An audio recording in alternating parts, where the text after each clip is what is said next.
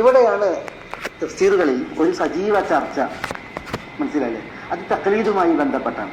തഖ്ലീദുമായി ബന്ധപ്പെട്ട് തഖ്ലീദ് എന്താ തഖ്ലീദ് എന്ന്? തഖ്ലീദ് നടത്തണമെങ്കിൽ പിന്നെ ഈ അനുകരണം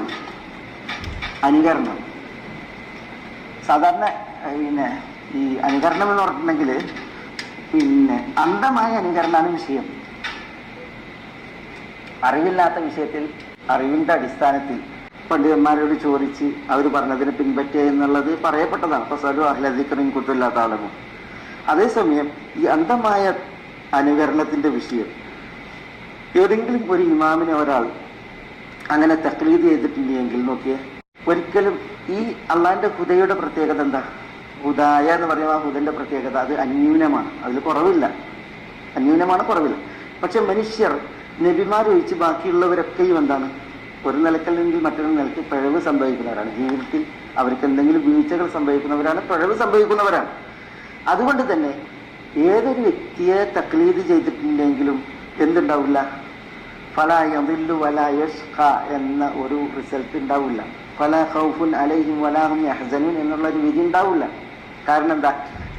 അയാൾ അനുകരിച്ചത്, പിൻപറ്റിയത് ആരെയാണ്? പിൻപറ്റിയതും അനുകരിച്ചതും പിന്നെ അപൂർണനായ ന്യൂനതകൾ വരാവുന്ന വ്യക്തിയാണ്. അതുകൊണ്ടാണ് ഈ തഖ്ലീദിന്റെ വിഷയം ഇവിടെ പണ്ഡിതന്മാർ ഈ ആയത്തിന്റെ വിഷയത്തിൽ സംസാരിക്കുന്നത്. അല്ലാഹു സുബ്ഹാനഹു വ തആല തഖ്ലീദിനെ കുറിച്ചല്ല പറഞ്ഞത്, അല്ലാഹു സുബ്ഹാനഹു വ തആല ഇത്തിബാഇനെ കുറിച്ചാണ് പറഞ്ഞത്, പിൻപറ്റുന്നതിനെ കുറിച്ചാണ് പറഞ്ഞത്, അനുധാവനം ചെയ്യുന്നതിനെ കുറിച്ചാണ് പറയുന്നത്. ആരെയാണ് അനുധാവനം ചെയ്യേണ്ടത്? ഹുദയെയാണ്, അള്ളാഹുവിന്റെ ഹുദയെയാണ് എന്ത് ചെയ്യണത്? അനുധാവനം ചെയ്യേണ്ടത്. അതുകൊണ്ടാണ് വിശുദ്ധ ഖുർആനിൽ നമ്മൾ എത്രയോ ആയത്തുകൾ വായിക്കും. നബി സ്വല്ലല്ലാഹു അലൈഹി വസല്ലം തങ്ങൾ പ്രഖ്യാപിക്കാണ്, ഇൻ അത്തബിഉ ഇല്ലാ മാ യുഹാ ഇലൈ, ഇൻ അത്തബിഉ ഇല്ലാ മാ യുഹാ ഇലൈ. നമ്മൾ സൂറത്ത് അൻആമിൽ, സൂറത്ത് യൂനുസിൽ, സൂറത്ത് അഹ്ഖാഫിലൊക്കെ സെയിം ആയത്ത് വായിക്കും. ഇൻ അത്തബിഉ ഇല്ലാ മാ യുഹാ ഇലൈ, എനിക്ക് വഹയി നൽകപ്പെട്ടതിനെ മാത്രമാണ് ഞാൻ പിൻപറ്റുക എന്നാണ് റസൂലുള്ളാഹി പറയുന്നത്. അത് അല്ലാഹു സുബ്ഹാനഹു വ തആല പറയിപ്പിക്കുകയാണ്, എനിക്ക് വഹയി നൽകപ്പെട്ടതിനെ മാത്രമേ ഞാൻ പിൻപറ്റൂ എന്ന്. അതേപോലെ അല്ലാഹു കൽപ്പിച്ചു, ഇത്തബിഉ മാ ഉഹിയ ഇലൈക്കും മിർ റബ്ബിക്കും, നിങ്ങളുടെ റബ്ബിൽ നിന്ന് നിങ്ങൾക്ക് വഹയി നൽകപ്പെട്ടതിനെ നിങ്ങൾ പിൻപറ്റിക്കോളി. വഹയി നൽകപ്പെട്ടത് എന്താണ്? അത് ഈ ഹുദയാണ്, അത് കിതാബാണ്, അത് അള്ളാഹു നിയോഗിക്കുന്ന റസൂലാണ്.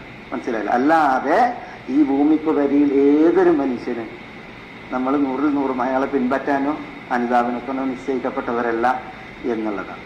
മനസ്സിലായോ? അതാണ് അവിടെ അന്ധമായ തഖ്ലീദിനെ കുറിച്ച് വളരെയധികം ചർച്ചകൾ കാണാം ചില തഫ്സീറുകളിൽ ഈ ഒരു ഭാഗം വിശദീകരിക്കുന്നു. കാരണം അല്ലാഹു സുബ്ഹാനഹു വ തആല പറഞ്ഞത് ഇതാണ്, അള്ളാഹിന്റെ ഹുദയെ പിൻപറ്റാണ്. ആ ഹുദ എന്ന് പറഞ്ഞിട്ടുണ്ടെങ്കിൽ അത് അന്യൂനമാണ്, യാതൊരു കുറവും പോരായ്മയും ഇല്ലാത്തതാണ്. അത് അള്ളാഹു നിയോഗിച്ച റസൂലാണ്, ആ റസൂലിലൂടെ നിയോഗിച്ച അള്ളാഹുവിന്റെ വേദമാണ്. അതിനെ പിൻപറ്റിയാൽ കണ്ടോ, വലാലത്തില്ല, ഷഖാവത്തില്ല, ഖൗഫില്ല, ഹുസ്നില്ല. ആ നാലും ഒരാൾക്ക് അയാളുടെ ജീവിത അളവിലില്ല എങ്കിൽ അയാൾ പിന്നെന്താണ്? എല്ലാം കൊണ്ടും ഭാഗ്യവാനാണ്.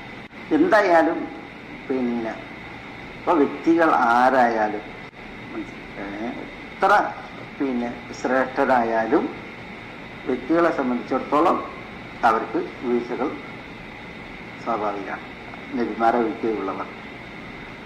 അതുകൊണ്ട് തന്നെ അങ്ങനെ ഏതെങ്കിലും ഒരു വ്യക്തി, ഇപ്പൊ നാലാലൊരു മദ്ഹബിന്റെ ഇമാമിനെ പിൻപറ്റണം എന്ന് പറയുമ്പോൾ നാലാലൊരു മദ്ഹബിന്റെ ഇമാം എന്ന് പറയുമ്പോൾ ഏതൊരു ഇമാമും, അത് ഇമാം അബൂ ഹനീഫത്തുൻ നുഅ്മാൻ ആകട്ടെ, ഇമാം മാലിക് ബിൻ അനസ് അൽ അസ്ബഹി ആകട്ടെ, ഇമാം മുഹമ്മദ് ഇബ്നു ഇദ്രീസ് അശ്ശാഫി ആകട്ടെ, ഇമാം അഹ്മദ് ബിൻ ഹംബൽ അശ്ശൈബാനി ആകട്ടെ, റഹ്മത്തുള്ളാഹി അലൽ ജമീഅ, അവരൊക്കെയും എന്താണ്? അതൊന്നും നബിമാരല്ല, അവർക്കൊക്കെയും വീഴ്ചകൾ സ്വാഭാവികമാണ്, ഇസ്മത്തുള്ളവരേ അല്ല. അതുകൊണ്ടാണ് ഈ 4 മദ്ഹബിന്റെ ഇമാംമാർക്ക് ചെയ്തത് വ്യത്യസ്ത അഭിപ്രായങ്ങൾ ഓരോ മസലകളിലും ഉണ്ടായത്. ഓരോ മസലകളിലും വ്യത്യസ്ത അഭിപ്രായങ്ങൾ ഉണ്ടായി. ആ ഇമാംമാരോട് ശിഷ്യന്മാർ പല വിഷയങ്ങളിലും എതിരായത്, പല വിഷയങ്ങളിലും ഇമാംമാരോട് എതിരായത് സ്വന്തം ശിഷ്യന്മാർ, നേരിട്ടുള്ള ശിഷ്യന്മാർ പോലും എന്ത് ചെയ്തില്ല? ഇമാംമാരോട് ഒത്തിട്ടില്ല.